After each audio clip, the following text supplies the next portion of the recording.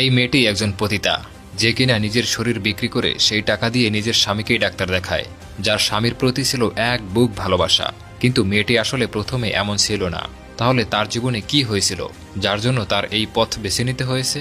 সেই সাথে এই অসহায় মেয়েটিকে যে যখন পারছে সে তখন ভোগ করছে। আর হ্যাঁ, আপনি গল্পটা শেষ পর্যন্ত দেখার পর অবাক হয়ে যাবেন যে এটা সত্য ঘটনা। সেই সাথে নিজেকে প্রশ্ন করবেন, মানুষ কিভাবে এমন হতে পারে। বলছিলাম ভারতের একটা সত্য ঘটনা অবলম্বনে তৈরি রোমান্টিক থ্রিলার সিনেমা টর্চ লাইটের কথা। শুরু হয় ছোট্ট একটা গ্রাম থেকে, আর সালটা ছিল 1990। তখন আমরা একটা মেয়েকে দেখি যে একটা বাজারে যাচ্ছিল, কিন্তু একবারও মেয়েটির মুখ দেখানো হয় না। আর মেয়েটি ছিল বিবাহিত মেয়ে। এরপর সে একটা দোকানে যায় এবং একটা ছুরি কেনে। তারপর সে বাসায় আসে, আর ততক্ষণে রাত হয়ে যায়। তারপর সে দরজা খুলে তখন দেখি একটা পুরুষ একটা মেয়ের সাথে মেলামেশা করছে। তখন সে খাটের নিচে যায়, এদিকে খাটের উপরে তারা মেলামেশা করছে। এরপর সেই মেয়েটি পুরুষটির পিঠে চাকু ঢুকিয়ে দেয়, আর লোকটি সেখানেই মারা যায়। এই ঘটনা আপনারা সবাই মনে রাখবেন। এরপর 2 বছর আগের দৃশ্য দেখানো হয়, মানে গল্পটা ফ্ল্যাশব্যাকে নিয়ে যাওয়া হয়। তখন ওই গ্রামে একটা লোককে দেখি যার নাম কামাল। আপনারা মনে রাখবেন, কামাল একজন বিবাহিত পুরুষ এবং সে অনেক ক্ষমতাবান। আর তার কাছে শিমুল নামের একটা লোক কাজ করে, যে তার সব কথাই শুনত, আর সে ছিল অবিবাহিত। যাই হোক, একদিন তারা মন্দিরে আসে, আর কামাল শিমুলকে সিগারেট আনতে বলে। শিমুল তখন সিগারেট আনতে যায়। তখনই সেখানে একটা সুন্দরী মেয়েকে দেখতে পায়। সে ছিল অনেক সুন্দরী, আর তার নাম ছিল নীলা। কামাল প্রথম দেখাতেই তাকে পছন্দ করে ফেলে, আর তার মুখে একটা হাসি দেখতে পাই। তখন কামালের লোকেরা এটা খেয়াল করে। তারা কামালকে বলে, মেয়েটার নাম নীলা। আপনি যদি মেয়েটাকে পছন্দ করেন, মানে আপনি যদি মেয়েটাকে কাছে পেতে চান, তাহলে আমার কাছে একটা আইডিয়া আছে। ওই মেয়েটির সাথে শিমুলকে বিয়ে দিয়ে দিন, আর বিয়েটা ওর সাথেই হবে, কিন্তু বাসর করবেন আপনি। তখন সেও এটা নিয়ে ভাবতে থাকে, কারণ মেয়েটা অনেক সুন্দরী ছিল, আর তাকে ভালো লেগেছে। একটু পরে সেখানে শিমুল আসে। তখন কামাল শিমুলকে বলছিল যে শক্তিকে মেরে ফেলে দাও। তখন শিমুল শক্তিকে মারতে যায়, কিন্তু কামাল আবার তাকে নিষেধ করে। এটা দেখে আমরা বুঝতে পারি শিমুল কামালের সব কথা শোনে। কামালের জন্য শিমুল সবকিছু করতে পারে। এজন্য রাতে মেয়েটার বাবাকে দেখা করতে বলে। এদিকে আমরা সেই মেয়েটিকে দেখি যে একটা ছেলেকে ভালোবাসত, আর তাদের অনেক দিনের সম্পর্ক। কিন্তু ছেলেটি ছিল অন্য জাতের। তারপরও মেয়েটির বাবা ছেলেটিকে পছন্দ করত, আর তার সাথে তার বিয়ে দিতেও রাজি হয়। এরপর রাত হয়, আর মেয়েটার বাবা কামালের বাসায় আসে। তখন মেয়েটার বাবাকে অনেক মদ খাওয়ায়, আর কামাল বলে, তোমার মেয়েটার জন্য একটা ভালো ছেলে দেখেছি। তার বাবা বলে, কিন্তু সে তো অন্য একজনকে ভালোবাসে, আর তার সাথেই আমি তার বিয়ে ঠিক করছি। তখন কামাল বলে, কিন্তু সে তো অন্য জাতের, তবে তার সাথে কেন তোমার মেয়েকে বিয়ে দিবে? এই গ্রামের তো একটা নিয়ম আছে। আজ তুমি অন্য জাতের একটা ছেলের সাথে বিয়ে দিচ্ছ, কাল তোমায় দেখে আর একজন এটা করবে, তখন আমাদের জাতের কি হবে, আমাদের গ্রামের কি হবে? তখন তার বাবা একটু চিন্তিত হয়ে পড়ে। কামাল বলে, তুমি এত চিন্তা করো না, তোমার মেয়ের জন্য আমি শিমুলকে ঠিক করছি। এভাবেই কামাল তাকে বোঝাচ্ছিল, আর কামালের লোকজনও তার ব্রেন ওয়াশ করছিল। একটা সময় নীলার বাবা রাজিও হয়ে যায়। এরপর দৃশ্য পরিবর্তন হয়, আর আমরা নীলাকে দেখি, তার পাশে তার বাবা ছিল। নীলার বাবা বলে, তুমি ওই ছেলেটাকে ভুলে যাও, এটা আমাদের সমাজ মেনে নিবে না, কারণ ছেলেটা অন্য জাতের। কিন্তু নীলা এতে রাজি হয় না, আর সে বলে, আমি ছেলেটাকে ভালোবাসি, আর তার সাথে আমি থাকতে চাই। তখন তার বাবা বলে, আমি তাদের কথা দিয়েছি, আমি চাই তুমি আমার কথা রাখবে, এখন সবকিছুই তোমার সিদ্ধান্ত। এভাবেই তাকে ইমোশনালি ব্ল্যাকমেইল করে। মেয়েটা তখন কান্না করতে থাকে, আর তার ভালোবাসার মানুষটির ছবি দেখে। তারপর সে তার বাবার কথায় রাজি হয়ে যায়। আর এই দৃশ্যটাও আপনারা অবশ্যই মনে রাখবেন। আর এরপর 1 বছর পরের দৃশ্য দেখানো হয়, যেখানে কবিতা নামের একটা মেয়েকে দেখি, আর তার চেহারা অনেক সুন্দর।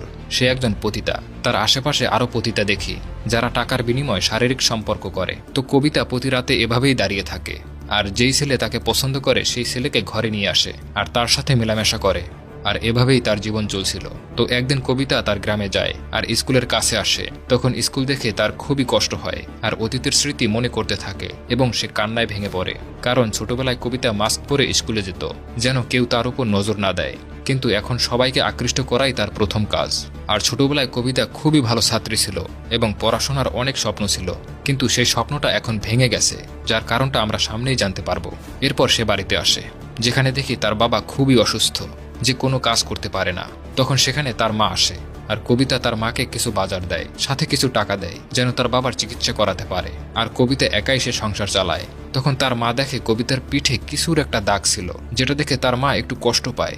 আসলে কিছু কাস্টমার আছে যারা মেয়েদের মানুষ মনে করে না, পশুদের মতো ছেড়ে খেতে চায়। তেমনটাই কবিতার সাথে হয়েছে। তো এরপর বালাম নামের একটা লোককে দেখতে পাই। তার একটা বন্ধু আছে যার নাম চণ্ডী। সে সবসময় বালামকে বলে বিয়ে করতে, কারণ বালাম এখনো বিয়ে করেনি। কিন্তু বালাম এখনো বিয়ে করতে রাজি নয়, কারণ সে নিজের পছন্দ মতো কোনো মেয়েই এখনো পায়নি। তো তো একদিন বালাম বাসে করে কোথাও একটা যাচ্ছিল, আর সেখানে আমরা নীলাকেও দেখি। আর এটাই কিন্তু সেই নীলা। নীলা বাসে দাঁড়িয়েছিল। তখন একটা লোক তার কাছে আসে আর নীলাকে খারাপভাবে দেখতে থাকে, তাকে স্পর্শ করতে থাকে। তখন নীলা একটু বিরক্ত হয়, কিন্তু অতটাও বিরক্ত হয় না, আর এই লোকটাকে কিছুই বলে না, যার একটা রহস্য আছে যেটা আমরা সামনেই জানতে পারবো।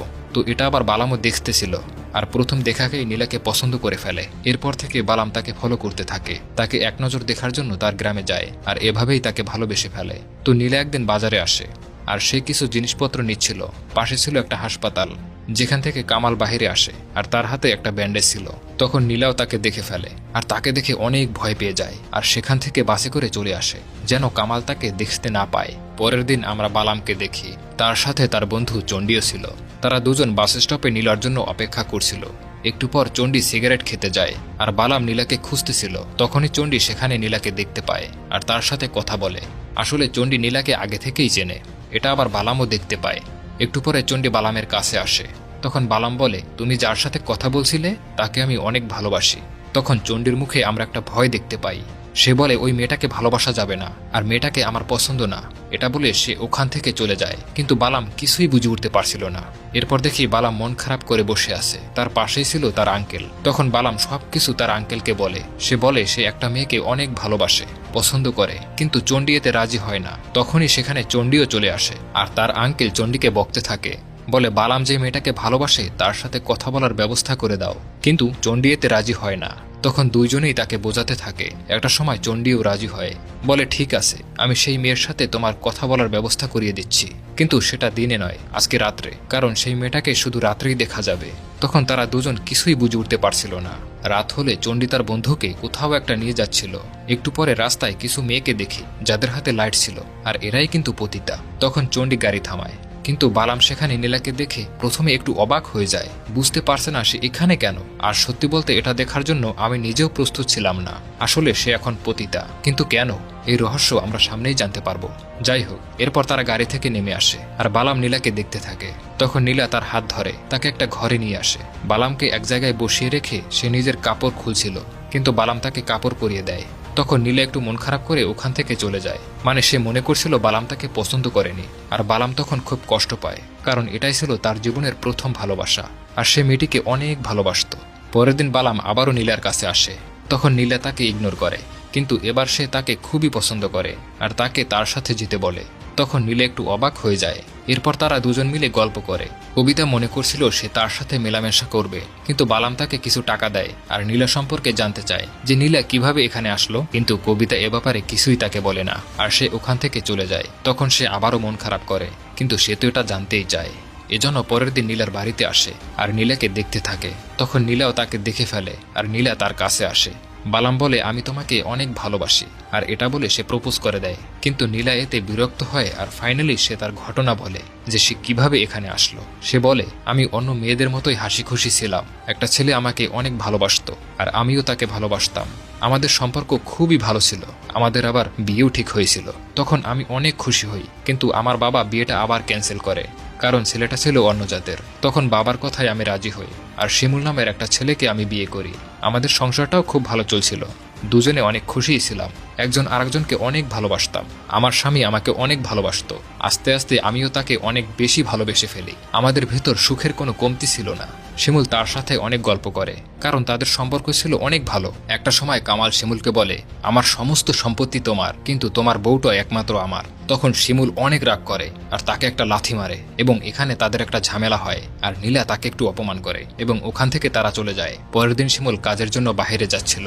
তখন হঠাৎই তার বুকে ব্যথা শুরু হয়, আর সে অসুস্থ হয়ে পড়ে, আর নীলা তাকে দ্রুত হাসপাতালে নিয়ে যায়। এরপর ডাক্তার শিমুলের চিকিৎসা করে, আর বলে তার একটা রোগ হয়েছে, দ্রুত তার অপারেশন করতে হবে, কিন্তু এর আগে কাউন্টারে 20,000 টাকা জমা দিতে হবে, আর এই ওষুধগুলো এখনই আনতে হবে। তো নীলার কাছে কোনো টাকা নেই, এজন্য সে তার গহনা বিক্রি করে, আর কিছু টাকা অন্যের কাছ থেকে ধার নেয়। এরপর সে হাসপাতালে আসে। তখন ডাক্তার তাকে আরো ওষুধ আনতে বলে, কিন্তু তার কাছে আর কোনো টাকা নেই। এজন্য সে মানুষের কাছে টাকা ধার চায়, কিন্তু কারো কাছে পায় না। সেজন্য সে ভীষণ কষ্ট পায়, আর অনেক চিন্তিত হয়ে পড়ে। বুঝতে পারছিল না সে এখন কি করবে। আর মেন গল্প কিন্তু এখান থেকেই শুরু। যাই হোক, এটা কিন্তু তার স্বামীও বুঝতে পারে যে তাদের কোনো টাকা নেই। তখন সেও ভীষণ কষ্ট পায়। এজন্য সে ঠিক করে সে আত্মহত্যা করবে। এজন্য সে গলায় দড়ি দেয়। ঠিক তখনই সেখানে নীলা চলে আসে এবং তাকে বাঁচিয়ে নেয়। আর এখানে আমরা খুবই ইমোশনাল একটা সিন দেখতে পাই, যেখানে স্বামী স্ত্রী দুজনেই কান্না করছিল। শিমুল বুঝতে পারছিল নীলার অনেক কষ্ট হচ্ছে, কিন্তু নীলাও তাকে অনেক ভালোবাসে আর তার সাথেই থাকতে চায়। এজন্য যেভাবেই হোক সে তাকে বাঁচাবে। এরপর নীলা কবিতার কাছে আসে, তাকে বলে আমি একটা কুলির কাজ করব। কিন্তু কবিতা তখন বলে ওই টাকা দিয়ে তোমার কিছুই হবে না, ততক্ষণে তোমার স্বামীও মারা যাবে। তখন কবিতা বলে আমারও টাকার প্রয়োজন ছিল, এজন্যই আমাকে এখানে আসতে হয়েছে। আর এখন তোমারও টাকার প্রয়োজন, তাই তোমার এই একটাই রাস্তা আছে, মানে তাকেও পতিতার কাজ করতে বলছে।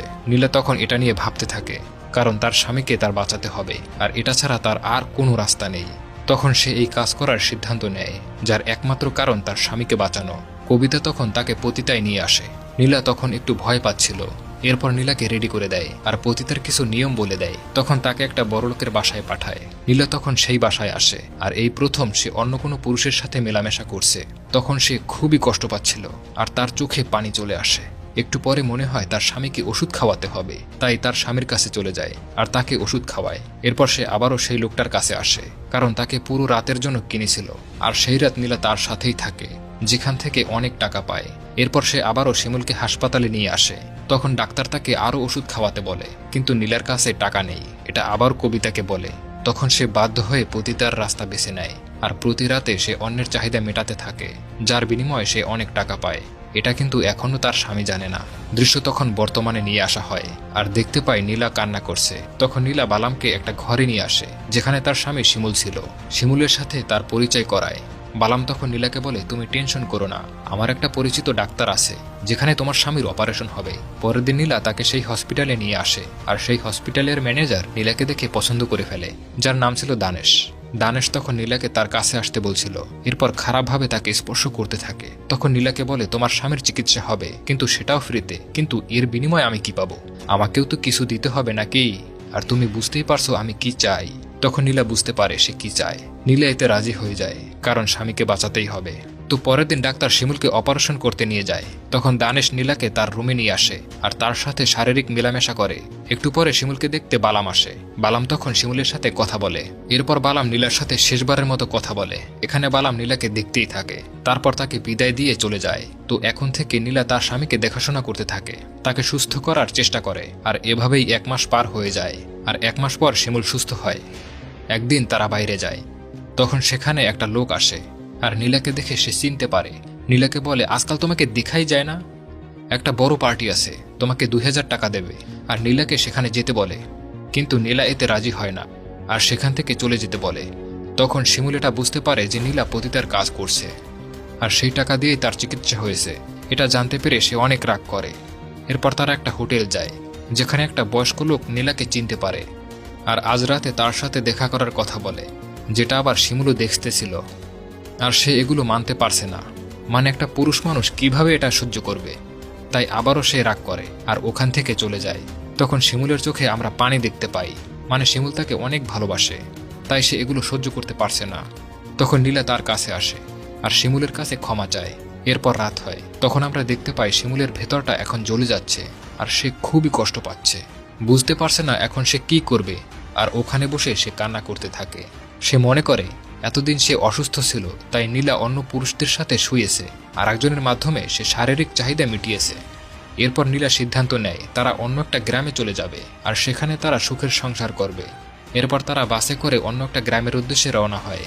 কিন্তু বাসের মধ্যেও নীলাকে একজন চিনতে পারে আর নীলার সাথে সে কথা বলতে থাকে। আর এটাই ছিল নীলার প্রথম কাস্টমার, সেটা সে নীলাকে বলে। আর তার সাথে কাটানো রাতের ঘটনা সে নীলাকে বলতে থাকে। তখন শিমুল অনেক রাগ করে আর বাস থেকে নেমে যায়। নীলাও তখন তার পিছু করতে থাকে। তখন শিমুল অনেক রাগ করে আর নীলাকে বলে তুমি নিজের সুখ মেটানোর জন্য কতজনের কাছে গেছো, সব তো নিজের চাহিদা মেটানোর জন্যই করেছো, আর নাম দিয়েছো আমাকে বাঁচানোর জন্য। তখন নীলা বলে আমি যাই করেছি সব তোমার জন্যই করছি, তোমাকে বাঁচানোর জন্যই করছি।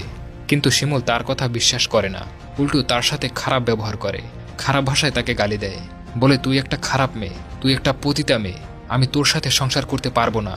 এটা শুনে নীলা ভীষণ কষ্ট পায় আর সে কান্না করতে থাকে, কারণ সে শিমুলকে অনেক ভালোবাসত। এসব কথা সে সহ্য করতে না পেরে মাথা ঘুরে সেখানেই পড়ে যায়।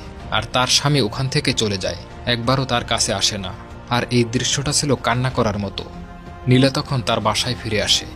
এভাবেই অনেক দিন পার হয়ে যায়, কিন্তু শিমুল আর বাসায় ফিরে আসে না। আর নীলা তার জন্য কষ্ট পাচ্ছিল। তখন কবিতা তার কাছে আসে, তাকে বলে তুমি কষ্ট পেও না, সে একটা পুরুষ মানুষ, সব পুরুষ তার বউকে নিয়ে এটাই ভাবে, তুমি এটা নিয়ে একদম মন খারাপ করো না। আর সে তোমার স্বামী, এখন গ্রামে আছে, যাও তুমি তোমার স্বামীকে ঠিক করার চেষ্টা করো, আবারও তোমরা একসাথে সংসার করো। এটা শুনে নীলা অনেক খুশি হয়। আর সে শিমুলের কাছে যায়। শিমুলকে দেখে সে অনেক খুশি হয়, কিন্তু শিমুল তাকে আবার বকতে থাকে, তাকে নোংরা ভাষায় গালি দেয় আর ওখান থেকে চলে যেতে বলে। কিন্তু নীলা তাকে অনেক ভালোবাসে আর সে তার সাথেই থাকতে চায়, এজন্য বোঝানোর তাকে অনেক চেষ্টা করে, তার কাছে ক্ষমা চায়। তখনই সেখানে একটা মহিলা আসে, যেটা ছিল শিমুলের নতুন বউ, মানে শিমুল আর একটা বিয়ে করেছে। যেটা জানতে পেরে সে স্তব্ধ হয়ে যায়। শিমুল তখন তাকে একটা চর মারে আর এখান থেকে চলে যেতে বলে। তখন সেখানে শিমুলের নতুন বউও আসে আর সে নীলার গায়ে হাত দেয়। তখন নীলাও তাকে একটা চর মারে, এজন্য শিমুল অনেক রাগ করে আর নীলাকে ধাক্কা মেরে ফেলে দেয়। নীলা তখন কান্না করতে থাকে, বলে আমি তো তোমার স্ত্রী হই, আমি তোমাকে অনেক ভালোবাসি। তখনই শিমুল তার পেটে একটা লাথি মারে আর ওখান থেকে চলে যায়। এরপর তার স্ত্রী নীলাকে অনেক মারধর করতে থাকে আর ওখান থেকে ভাগিয়ে দেয়। নীলা তখন সিদ্ধান্ত নেয় তার জীবনের কোনো মূল্য নেই, তাই সে এখন আত্মহত্যা করবে।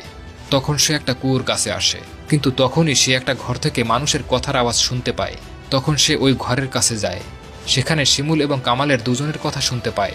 তখন কামাল শিমুলকে বলছিল যে আমি তোমার জন্য নীলাকে ঠিক করছি, কিন্তু সেই মেয়ে তো এখন নষ্ট হয়ে গেছে, সে একজন পতিতা মেয়ে, ওর জন্য আমাদের যাতে কলঙ্ক লাগছে, তাই তুমি তাকে মেরে ফেলো। এটা আবার নীলাও শুনে ফেলে আর সে বুঝতে পারে তারা দুজন আবার এক হয়ে গেছে। তারপর সে বাজারে আসে আর একটা দোকান থেকে ছুরি কেনে, যে দৃশ্যটা আমরা সিনেমার শুরুতে দেখেছিলাম।